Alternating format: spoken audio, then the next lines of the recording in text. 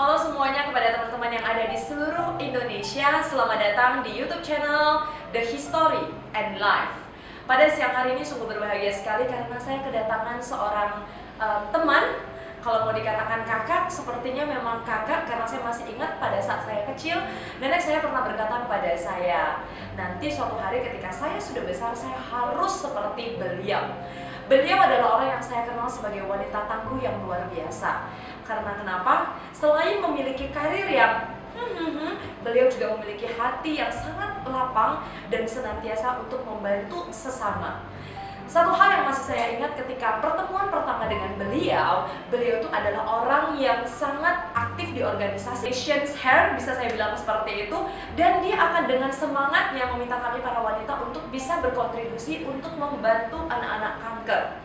Dan pada kala itu pengen banget dong sayanya itu menjadi salah satu untuk kontribusi di dalam event ini. Dan alhasil teman-teman boleh lihat rambut saya juga sudah pendek, dan ini juga berkat dari dukungan beliau. Ada satu cerita yang sangat menyentuh, kenapa ternyata beliau itu sangat mendukung anak-anak penderita kanker. Satu hal yang menyentuh diri saya adalah beliau adalah seorang survivor cancer, 4 tahun berjuang untuk mengatasi masalah kanker yang dihadapi beliau. Kanker ini sangat lazim sekali dikenal oleh para wanita. Karena ini adalah salah satu bentuk tubuh yang memang biasanya setiap wanita itu pengen nampak selalu seksi di sini. Kanker payudara.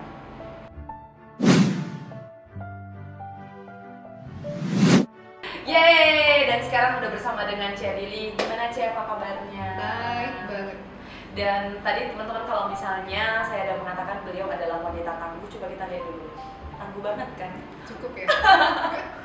Oke, beliau ini selain memang profesi kesehariannya adalah seorang agensi director di salah satu perusahaan insurance, kita tahu bahwasanya menjadi survivor cancer itu tidak mudah ya. Mungkin di sini saya pengen banget jadi bisa sharing ke kita. Saya panggil Caca oke ya? Oke. Mungkin boleh sharing ke kita kapan pertama kali didiagnosa kanker payudara? Sebenarnya kalau pemain terdiagnosa kanker payudara itu sekitar 4 tahun lalu, di sekitar 2015 awal sih. 2014 akhir, 2015 awal aku melakukan treatmentnya. Apa perasaan pertama ketika dibilang kamu didiagnosa kanker payudara? Atau itu udah di decision dikatakan bukan diagnosa aja ya, bahkan diagnosa kan cuma dibilang diagnosa udah diputuskan doang. sih, udah dipastiin bahwanya yes ini confirm ini adalah kanker payudara, stadiumnya masih ya syukurnya stadiumnya masih stage awal. Oke. Untuk aku masih bisa menyadari apa yang harus aku lakukan, aku cuma tanya dokter, so aku perlu lakuin apa kalau memang kondisinya kayak begitu, opsi saya apa yang harus saya lakukan. Aku melakukan ini kan di Singapura, terus dokter ngarahin aku ke konsul dulu kepada senior nurse khusus payudara. Oke, tadi kan katanya ke Singapura, jadi sebelum didiagnosa ada nggak sebenarnya tanda-tanda? Jadi mungkin kepada teman-teman yang lagi nonton video ini, dan ini juga seperti kayak tanda-tanda kenapa harus ke dokter untuk memeriksa ini. Oke, nah kebetulan begini, aku itu orang yang kepo. Jujur, aku orang yang kepo. Karena kenapa aku orang yang kepo? Karena aku udah mau menuju ke 40 pada saat itu. Aku mikir, so udah usia 40 tapi kok nggak pernah ngecek payudara gitu loh. Aku sama teman lagi ke Singapura, mereka pada jalan, aku bilang aku ngambil waktu ya, kalian jalan dulu, nanti kita ketemu. Aku pergi cek.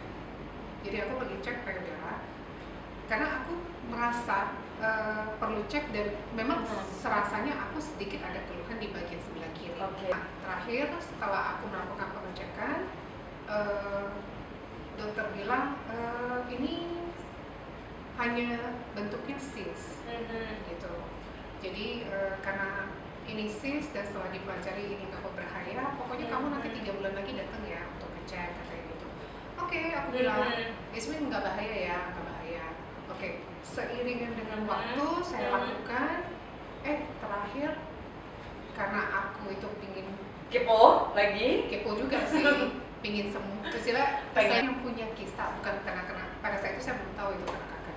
Jadi semua orang yang punya sesuatu hal di dalam tubuhnya yang pasti dipikirin. Iya, jadi aku pingin sembuh. Akhirnya aku coba aku coba, maksudnya gini, ada salah satu teman yang bilang, Lili, ini ada loh vitamin yang bisa nyembuhin kayak gitu. Nah di situ aku mikir gitu, oh bener ya, bisa ya kayak begitu. Berarti artinya ketika didiagnosa, jadi berusaha untuk pengobatan-pengobatan lain sebelum benar. balik ke dokter. Jadi saya coba istilah gini deh. Mostly orang pasti akan bilang di masyarakat kan banyak vitamin yang sama, makan ini bisa baik loh, makan ini bisa baik loh. Betul. Nah aku salah satunya. Oke, dan itu dicoba semuanya. Nah aku coba dan ternyata di sini aku mau kasih pesan. Kenapa aku mau kasih pesan? Belajar sesuatu ya. Jadi gini, ingat, tidak ada suplemen yang menyembuhkan penyakit. Yang ada suplemen itu merawat tubuh. Betul. Itu saya mau kasih mention ya, karena kenapa? Nah di saat itu aku punya, dengan ketidakmengertian aku, istilahnya makan vitamin ini banyak, boleh dibilang udah overdosis gitu. Semua dicoba. Saya makan vitamin itu dengan takaran yang cukup banyak banget gitu, yang karena punya konsep dikira vitamin ini juga bisa membantu penyembuhan. Padahal kita perlu ketahui bahwasanya suplemen itu hanyalah untuk merawat tubuh. Iya, bukan untuk nyembuhin penyakit. Itu harus tahu sama sekali. Nah, akhirnya dari situ ternyata karena namanya kalau umpamanya ada kista di dalam, umumnya di wanita ya, kalau ada kista di dalam payudara itu biasanya itu pengaruh dari apa, hormon. Sebagian besarnya itu pengaruh dari hormon. Nah, obat-obat itu, vitamin-vitamin itu saya makan, akhirnya mempengaruhi hormon saya. Yang tadinya kista itu tidak apa-apa, ternyata akhirnya gimana? Akhirnya memacu sehingga membesar dan berubah. Jadi kista itu akhirnya berubah menjadi kanker. Jadi saya nggak bilang vitaminnya itu yang berubah ya, tapi ini caranya saya yang salah. Iya. Cara yang salah yang berasumsi bahwa vitamin bisa nyembuhin, itu salah benar. Sekarang sudah tahu nih, udah tahu didiagnosa kanker, dan terus kemudian memang kita ketahui itu adalah stage awal. Dan teman-teman, maaf saya mohon izin kalau teman-teman tahu ada sesuatu yang akan sangat membuat teman-teman terkejut kalau teman-teman benar-benar dengar video after ini. Saya pengen Cilili coba sharing kepada kita, kenal dengan stage awal, apa sih penyembuhan yang kenapa harus dilakukan penyembuhan dengan cara ini? Saya nggak mau ngomong caranya, pengen Cilili yang sharing. Oke. Aku nyambungin dari cerita yang dokter yang tadi ya. Dokter bilang, oke, aku confirm ya, kamu ini setelah di biopsi dan ini confirm itu adalah cancer. Nah, katanya kamu cuma punya 2 opsi, katanya gitu. Opsinya apa, dokter? Pertama, katanya kamu boleh kita operasi lagi, ambil lagi kedalaman sekitar beberapa senti. Kita make sure kalau seumpamanya itu tidak ada penyambaran baik di kelenjar getah bening kamu. Nah, kalau memang itu oke, maka setelah itu nama operasinya lapektomi. Setelah itu kamu lakukan sudah oke, nanti kami akan biopsi kembali stage ini sampai di stage apa. Nah, habis itu kamu akan jalankan treatment radiasi sebanyak 8 sampai 10 kali. Oke, after itu kamu harus makan obat hormon selama 5 tahun. 5 tahun? 5 tahun. Sekarang masih mengkonsumsi? Sorry, sebentar. Saya akan cerita di situ dulu karena kebetulan saya ngambil treatmentnya bukan yang seperti itu. Jadi dokter bilang kamu harus makan obat hormon selama 5 tahun. Mostly kalau orang kanker pasti tahu namanya tamoxifen. Jadi aku tanya dulu, efek sampingnya apa ya dokter kalau suplemen radiasi itu saya lakukan dan obat hormon ini saya pakai gitu. Oke, yang pasti katanya gini, kulit akan kering, rambut kemungkinan bisa rontok, efeknya dari masing-masing tubuh kan beda-beda. Tulang kamu akan osteo, jadi osteoporosis, pengapuran katanya gitu. Dan yang paling satu hal yang aku ingin confirm lagi ke kamu, katanya gini, kamu kan masih single kan, kata dokter. Iya, saya masih single sih. Sampai sekarang masih single ya? Iya, saya masih single. Terus dia bilang, oke, kalau kamu masih single, kamu kepikir nggak sih untuk masih mau punya anak?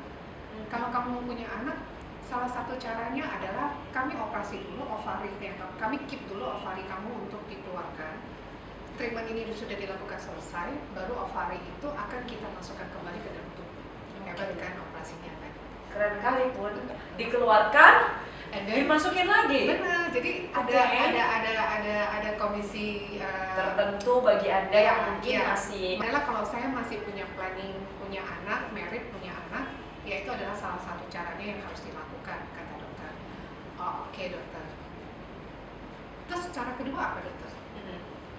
Oke, cara kedua adalah mastektomi gitu. Nah, di sini mastektomi artinya adalah saya harus buang semua payudara saya di sebagian kiri ini, buang semua ya. And then alternatifnya karena saya ini wanita pekerja, namanya penampilan itu kan sangat perlu. Jadi kalau seumpamanya saya sudah buang, saya bilang alternatif saya yang saya di pikiran saya adalah kayak operasi-operasi orang biasanya wanita pingin besar, pingin cantik kan pakai silikon atau pakai apa seperti itu. Terus aku pikir, oke, begitu. Terus saya ngapain, dokter? Kalau dari operasi saya nggak ada, gimana ya? Alternatifnya kamu bisa pakai bra yang sudah ada isinya, atau kamu bisa melakukan plastik surgery, katanya gitu. Oh, oke, plastik surgery. Prosesnya seperti apa? Saya bilang gitu ya kan. Gini ya, sebentar. Saya hubungin dulu plastik surgery-nya, kamu konsul sama dia, sama dokter tersebut, karena di situ banyak alternatif yang bisa dilakukan dalam plastik surgery kayak gitu. Oke, akhirnya dihubungi, saya menuju ke dokter yang berikutnya. Dokternya cakep banget. Jadinya yang tadinya udah mau ke apa langsung berpikir ya dan enggak ketemu dengan dokternya. Iya, dokternya cakep banget. Jujur saya bilang, begitu saya pertama kali ketemu sama dia, aku sampai bilang mati deh. Karena kenapa? Pada saat pemeriksaan kan saya harus buka baju. Bayangin. Nah, cowok ya? Cowok, oke. Nah,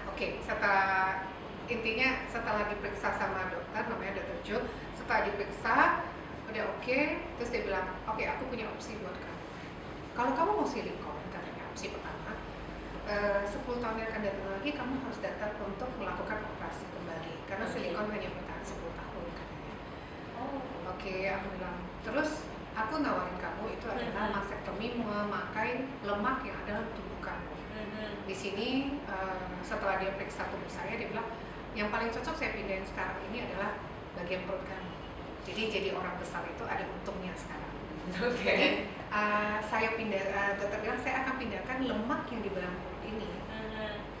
Saya akan pindahkan ke payudara kiri kamu pada saat operasi pembuangan daging. Berarti intinya adalah setelah itu semua dibuang, mereka akan ngambil daging yang ada di sini, dipindahkan ke sini, menyalurkan semua saraf-saraf yang ada. Habis itu nanti kulit bagian depannya saya ini masih tetap kulitnya saya. Oke. Jadi itu alternatif yang kedua yang saya bisa tawarin ke kamu, katanya gitu. Coba kamu pikirin baik-baik. Dan sekarang pilih alternatif yang mana hasil? Karena saya tahu diri saya sendiri, istilah gini. Kalau saya pilih yang pertama sebenarnya pertimbangan saya adalah gini. Saya harus jaga gitu banyak hal. Satu, tulang, kulit, rambut. Padahal saya itu suka yang namanya kecantikan. Jadi kalau tiga hal ini yang menjadi satu faktor yang harus saya perhatikan untuk kedepannya, saya berpikir maksudnya saya sanggup nggak sih ya kalau seumpamanya nanti harus melakukan pemeriksaan secara terus-menerus. Yang sebenarnya yang paling menjadi pemikiran saya adalah satu, obat hormonnya itu adalah yang tadi yang saya bilang tamoxifen itu belum tentu cocok buat saya. Kalau sampai nggak cocok saya harus ganti lagi, nggak cocok saya harus ganti lagi. And then aku berpikir gitu, mungkin aja saya akan putus treatment saya di tengah jalan. Kalau saya putus di tengah jalan, itu tidak ada. Ya, akhirnya saya berpikir panjang. Saya pikir mungkin karena saya masih single ya. Saya berpikir karena saya nggak usah memikir begitu banyak hal pertimbangan. Akhirnya saya berpikir begini, yaudah saya pilih yang nomor 2 aja. Gitu. Karena menurut saya nomor 2 itu treatmentnya cuma satu. Begitu dihilangkan, saya tidak perlu melakukan radiasi, saya tidak perlu melakukan kemoterapi, saya tidak perlu melakukan obat. Kanker payudara sendiri, apakah sampai harus dibuang semuanya? Karena kan tadi kondisinya masih di stage awal.